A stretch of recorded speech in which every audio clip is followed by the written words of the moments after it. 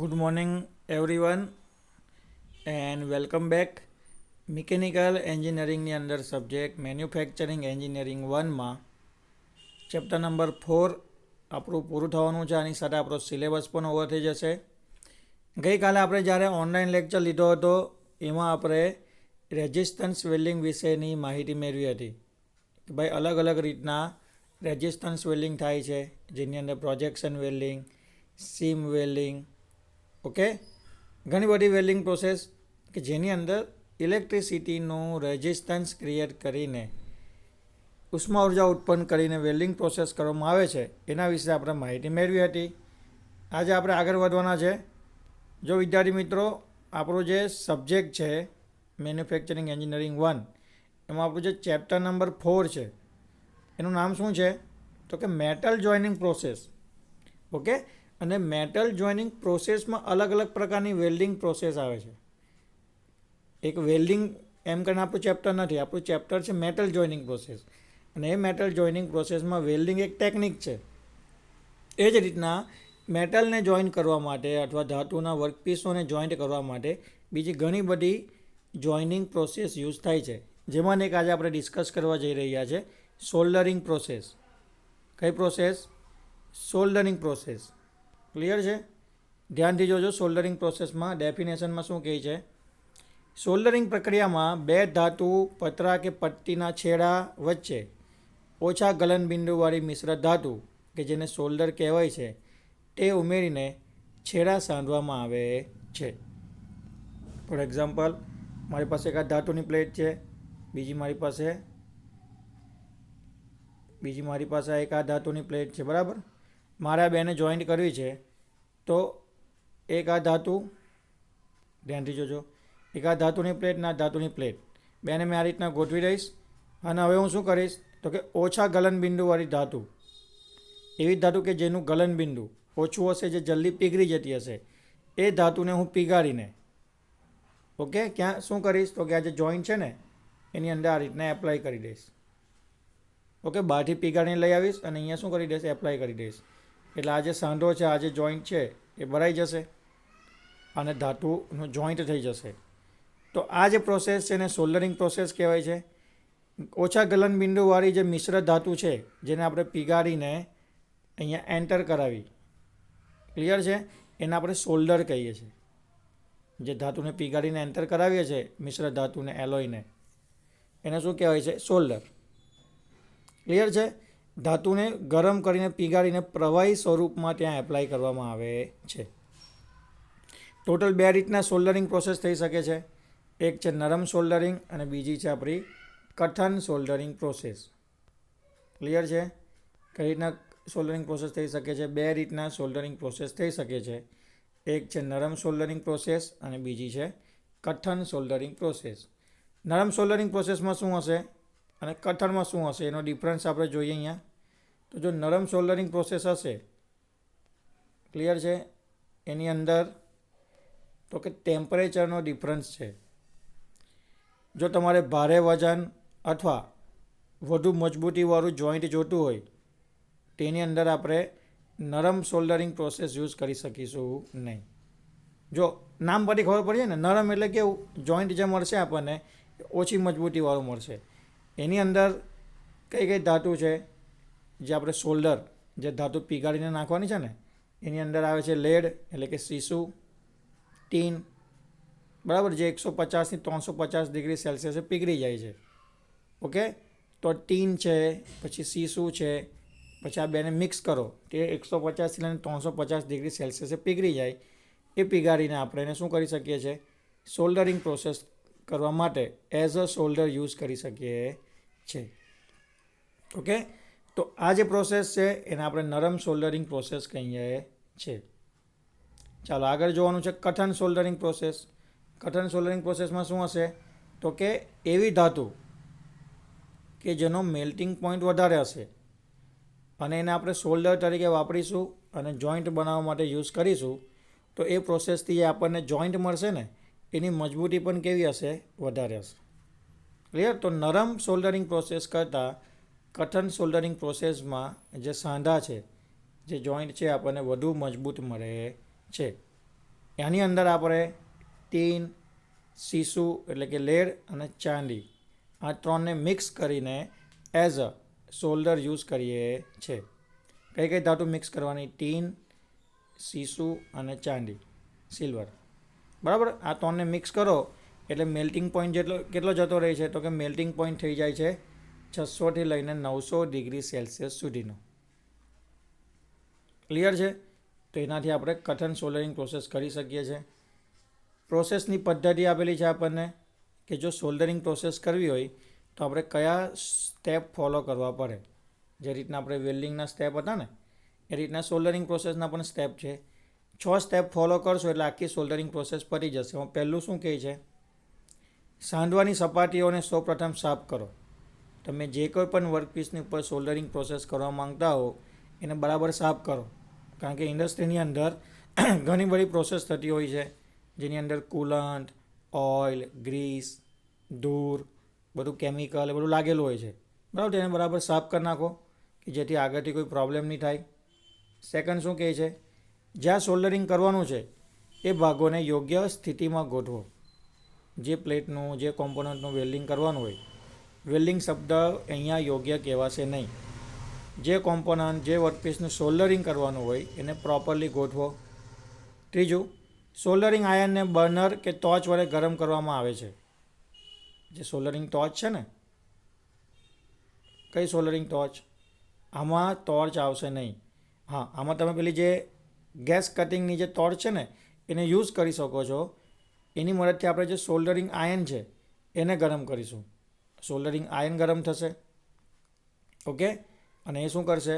તો કે સોલ્ડરિંગ પ્રોસેસમાં જે સોલ્ડર છે ગરમ છે એને ફેલાવવામાં મદદ કરશે. ત્યાર પછી ગરમ સોલ્ડરિંગ આયર્ન પર સોલ્ડર તાર કે પટ્ટીને ઘસવાથી સોલ્ડર મેટલ આયર્નની બીટ પર ચીપકી જશે. આ તમે પ્રોસેસ છે ને પેલું ટીવી અથવા ટેપ રિપેર કરતો હોય ને એના જોયું હશે. એ શું કરે? સર્કિટને જોઈન્ટ કરવા માટે વાયર સાથે તો કે હાથમાં એના હાથમાં જે પેલું બોલપેન જેવું હોય પ્લગ સાથે જોડેલું એ આપણી સોલ્ડરિંગ આયર્ન કહેવાય. ઓકે, એ સોલ્ડરિંગ આયર્નને શું કરે? તો કે ભાઈ જે સોલ્ડર મેટલનો તાર હોય અથવા પટ્ટી હોય અથવા ટુકડો હોય એની ઉપર ઘસે એટલે એ સોલ્ડરની ધાતુ પીગળીને એની ઉપર આવી જાય. બરાબર, હવે સોલ્ડર મેટલવાળા સોલ્ડરિંગ આયર્નને જોડવાની સપાટી પર ધીમે રહીને ઘસવામાં આવે છે. પછી એ શું કરે? એ પીગળેલી ધાતુ સાથે જે આપણો સોલ્ડરિંગ આયર્નનો છેડો છે ને જ્યાં જોઈન્ટ કરવાનો છે ત્યાં જઈને એને ઘસે. ઘસે એટલે શું થાય? તો કે પેલી ધાતુ છે પીગળીને જોઈન્ટની અંદર જતી રહી, સાંધો હોય ત્યાં જતી રહી અને પ્રોપરલી જોઈન્ટ મળી જાય છે. ઠંડુ થયા પછી આ રીતના સોલ્ડરિંગનો સાંધો બન્યા પછી એને સાફ કરી દેવામાં આવે છે. થોડું ઘણું એમરી પેપર, એબ્રેસિવ પેપર અથવા ફાઇલથી ઘસીને પ્રોપર ફિનિશિંગ કરી દેવામાં આવે છે. ક્લિયર? તો આ રીતના સોલ્ડરિંગ પ્રોસેસ કરવા માટે આપણે 6 સ્ટેપ છે ફોલો કરવા પડશે. ક્લિયર છે? ચાલો આગળ વધીએ છીએ. નેક્સ્ટ શું કહે છે આપણને કે જે સોલ્ડરિંગ ફ્લક્સ એપ્લાય કરવામાં આવે છે. ક્લિયર? હવે જો દર વખતે આપણને ખબર છે કે જ્યારે ધાતુ ગરમ થાય, જ્યારે ધાતુ ગરમ થાય ત્યારે શું થાય? તો કે એની ઉપરની સપાટીમાં અણુ પરમાણુઓની ફેરગોઠવણી થાય છે.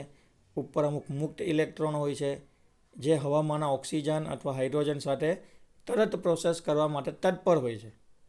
ઓકે, એને આપણે શું કહીએ છીએ? ઓક્સિડેશન પ્રોસેસ કહીએ છીએ. તો જ્યાં ધાતુ ગરમ થતી હશે ત્યાં ઓક્સિડેશન થશે અને એ ઓક્સિડેશનને કારણે શું થાય છે?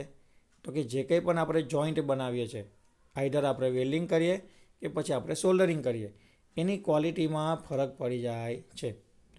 તો જે રીતના આપણે વેલ્ડિંગમાં ઓક્સિડેશનથી બચવા માટેના ઉપાય કરતા હતા એ જ રીતના અહીંયા આપણે સોલ્ડરિંગની અંદર પણ ઓક્સિડેશન પ્રોસેસથી બચવાના અથવા તો ઓક્સિડેશન પ્રોસેસ અટકાવવાના ઉપાયો કરવા પડશે. તો એના માટે આપણે શું કરીએ છીએ? તો કે એના માટે આપણે ફ્લક્સ એપ્લાય કરીએ છીએ. ક્લિયર? તો જો અહીંયા શું કહે છે આપણને એક નાનો એવો ટોપિક આપ્યો છે ફ્લક્સના કાર્યો કે ફ્લક્સ શું કરે છે તે. સોલ્ડરિંગ પ્રોસેસ કરતાં પહેલાં બ્રશની મદદથી અથવા પાવડર સ્વરૂપે વર્કપીસની સપાટી ઉપર ફ્લક્સ એપ્લાય કરવામાં આવે છે. અથવા તમે પેસ્ટ બનાવીને પેઇન્ટ કરતા હોય ને બ્રશથી એ રીતના પણ તમે વર્કપીસની સપાટી ઉપર ફ્લક્સ એપ્લાય કરી શકો છો. તો આજે આપણે ફ્લક્સ એપ્લાય કરીશું, એનું ફંક્શન, એનું કાર્ય શું છે તે અહીંયા કહે છે. પહેલું શું કહે છે? ફ્લક્સ સપાટીને સાફ કરે છે. જો સપાટી ઉપર ઓઇલ, ગ્રીસ કે કેમિકલ હશે, ધૂળ, માટી હશે તો ફ્લક્સ લગાવવાને કારણે સાફ થઈ જશે. સોલ્ડરિંગ પ્રક્રિયા દરમિયાન સપાટી પરનું રીઓક્સિડેશન થતું અટકાવે છે.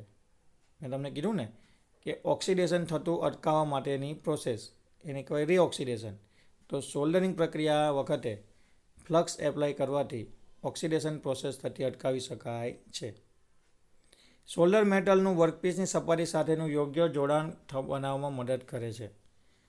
વર્કપીસની સપાટી એટલે એને આપણે કહીએ છીએ બેઝ મેટલ, અને ઉપરથી જે આપણે પીગાળીને ધાતુ નાખીએ છીએ, ઓકે, એ જે પીગાળીને ધાતુ નાખીએ છીએ એનું બેઝ મેટલ સાથેનું જોડાણ, બરાબર, એટલે કે મજબૂતી, સ્ટ્રેન્થ પૂરી પાડે છે.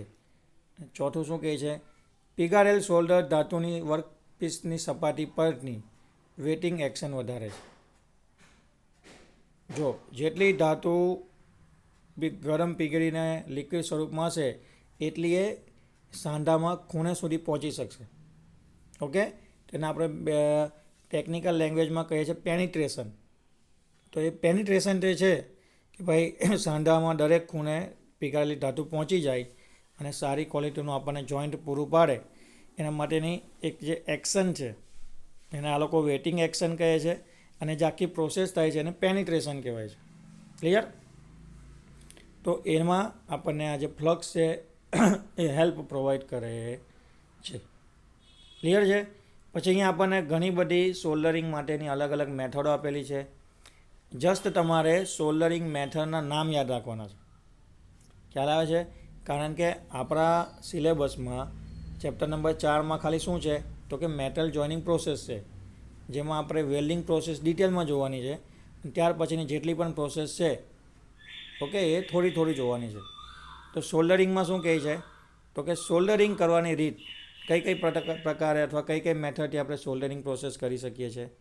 તો એમાં કહે છે સોલ્ડરિંગ આયર્નની રીત, જે મેં તમને કીધું કે ટીવી, પછી ટેપ, એ બધું રેકોર્ડર, એ બધું રિપેરિંગ કરવાનું હોય ને ઇલેક્ટ્રિશિયન, એ લોકો પાસે જે હોય છે ને સોલ્ડરિંગ આયર્ન, મોબાઈલ રિપેર કરવા માટે, મોબાઈલ રિપેર કરતા એ લોકો પાસે પણ આ જ હોય છે. તો એને કહેવાય છે સોલ્ડરિંગ આયર્નની રીત. પછી આવે છે ટોર્ચની રીત, જેની અંદર આપણે ગેસ વેલ્ડિંગ માટેની ટોર્ચ યુઝ કરીએ છીએ. થર્ડ છે ડીપ અને વેવ રીત. કઈ રીત છે?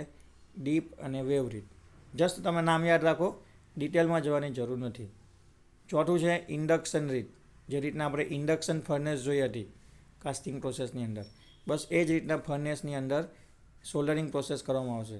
ત્યાર પછી છે રેઝિસ્ટન્સની રીત, જે રીતના આપણે રેઝિસ્ટન્સ વેલ્ડિંગ જોયું એ જ રીતના રેઝિસ્ટન્સની રીતથી આપણે સોલ્ડરિંગ પ્રોસેસ પણ કરી શકીએ છીએ. ત્યાર પછી છે ફર્નેસ અને હોટ પ્લેટની રીત. કઈ રીત? ફર્નેસ અને હોટ પ્લેટની રીત, જેની અંદર આપણે પ્લેટને પ્રીહીટ કરીશું, એની અંદર ફર્નેસ યુઝ કરીશું. ત્યાર પછી સ્પ્રે રીત, જે રીતના આપણે સ્પ્રે પેઇન્ટિંગ કરીએ છીએ એ રીતના આપણે સોલ્ડરિંગ મટીરિયલને પીગાળીને સ્પ્રે કરીને એપ્લાય કરીને સોલ્ડરિંગ પ્રોસેસ કરીશું. અને લાસ્ટમાં છે અલ્ટ્રાસોનિકની રીત. ક્લિયર? તો 8 અલગ અલગ રીતના આપણે સોલ્ડરિંગ પ્રોસેસ કરી શકીએ છીએ. તમારે ખાલી 8 મેથડના નામ યાદ રાખવાના છે. ડિટેલમાં તમને એક પણ થિયરી પૂછાશે નહીં. હા, તમને એક્ઝામમાં ખાલી એટલું પૂછશે કે ભાઈ સોલ્ડરિંગ પ્રોસેસ સમજાવો, સોલ્ડરિંગ પ્રોસેસની ડેફિનેશન લખો, અને એના જે 2 પ્રકાર છે. કયા 2 પ્રકાર છે સોલ્ડરિંગ પ્રોસેસના? નરમ સોલ્ડરિંગ અને કઠણ સોલ્ડરિંગ. બસ એ જ તમને સમજાવવાનું કહેશે. ક્લિયર છે? ચાલો, બીજું મારે તમને એક નાનું ટેબલ બતાવવાનું છે. ક્લિયર? તમારે જસ્ટ વાઇવા માટે અથવા તો પ્રેક્ટિકલ એક્ઝામમાં અથવા તો તમને ઇન્ટરવ્યૂમાં પૂછી શકાય એવો એક નાનો ક્વેશ્ચન છે કે જે સોલ્ડર ધાતુ, જેને આપણે સોલ્ડર કહીએ છીએ, જે ધાતુ આપણે પીગાળીને સોલ્ડરિંગ માટે યુઝ કરીએ છીએ, એની અંદર કઈ કઈ ધાતુ હોય છે? એની અંદર કઈ ધાતુ હોય છે? એક તો ટીન હોય છે, ખાસ યાદ રાખજો ટીન. બીજું હોય છે સીસુ, એટલે એને શું કહેવાય? લેડ. પછી હોય છે એન્ટીમની, ઓકે, લેટેસ્ટ શોધાયેલી ધાતુ છે, બિસ્મથ છે અને તાંબુ છે. બરાબર? આટલી ધાતુઓનું મિક્સિંગ હોય છે.